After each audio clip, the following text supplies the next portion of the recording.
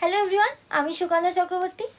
আজকে আমি তোমাদের যে বিষয়টি সম্পর্কে পড়াবো সেটি হচ্ছে ভারতবর্ষের জলবায়ু নিয়ন্ত্রক। তো ভারতবর্ষের জলবায়ু নিয়ন্ত্রক এই বিষয়টি জানার আগে আমাদের জানতে হবে জলবায়ু ও আবহাওয়া কাকে বলে। তো জলবায়ু কোনো একটি জায়গার 30 থেকে 35 বছরের গড় আবহাওয়াকে বলা হয় জলবায়ু। 30 থেকে 35 বছরে সেই জায়গায় কীরকম উষ্ণতা ছিল, কীরকম বৃষ্টিপাত হতো, এই সমস্ত বিষয়গুলিকে যদি আমরা গড় করি তবে যা পাওয়া যাবে সেটা হচ্ছে জলবায়ু। তাহলে আবহাওয়া কাকে বলে? এবার আবহাওয়া হচ্ছে কোনো একটি জায়গার দৈনন্দিন অবস্থান, মানে আজকে আমাদের উষ্ণতা কত, বা আজকে আমাদের এখানে যদি বৃষ্টিপাত হয়ে থাকে তো বৃষ্টিপাত কত সেন্টিমিটার হয়েছে, এই সমস্ত বিষয়গুলি হচ্ছে আবহাওয়া। আবহাওয়া কিন্তু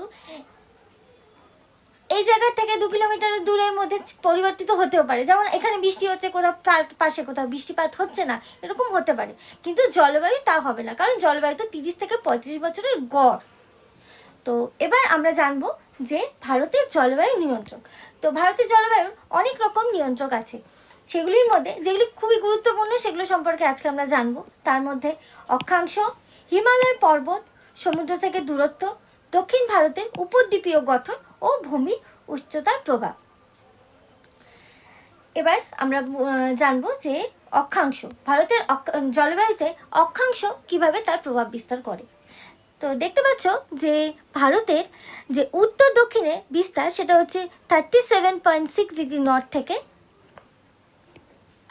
এই 6 ডিগ্রি অবধি, তাহলে হচ্ছে 29 ডিগ্রি অক্ষাংশ জুড়ে উত্তর দক্ষিণে ভারতবর্ষ বিস্তৃত।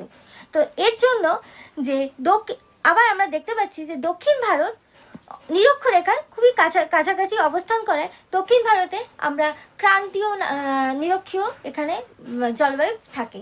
আবার ভারতবর্ষের মধ্যভাগে থাকে হচ্ছে ক্রান্তীয় জলবায়ু, আর ওপরের দিকে থাকে হচ্ছে নাতিশীতোষ্ণ জলবায়ু।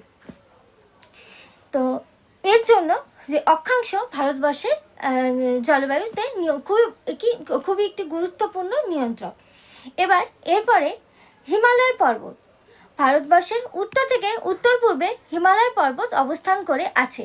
এটি খুবই সুবিশালী পর্বত, যেটি ভারতবর্ষকে শীতকালে যে রাশিয়ার সাইবেরিয়ার যে অতি শীতল যে হাওয়া সে তার থেকে প্রতিহত করে, যার জন্য ভারতবর্ষের শীতকালে উষ্ণতা কমলেও রাশিয়ার মতো কমে যায় না।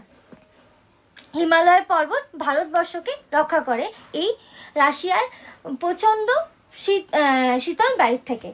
এরপরে আমরা জানবো সমুদ্র থেকে দূরত্ব। সমুদ্র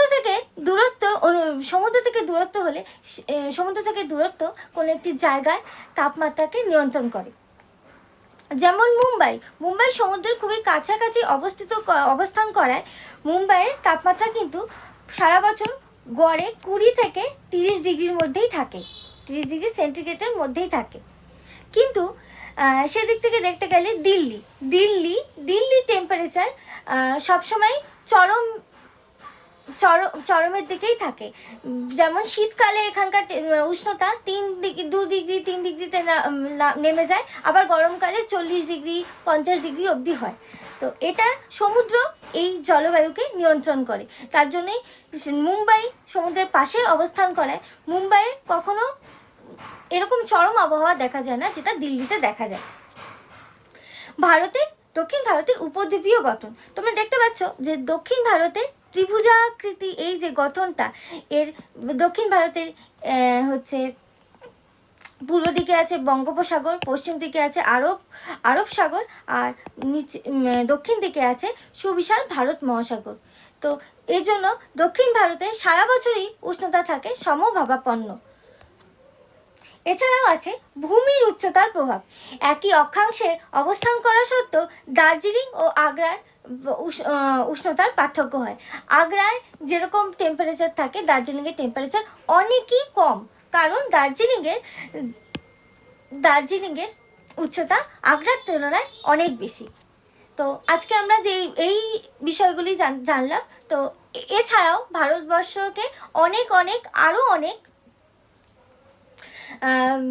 নিয়ন্ত্রক ভারতের জলবায়ুকে নিয়ন্ত্রণ করে। তো সেগুলি সম্পর্কে আমরা আবার পরবর্তী ক্লাসে জানবো।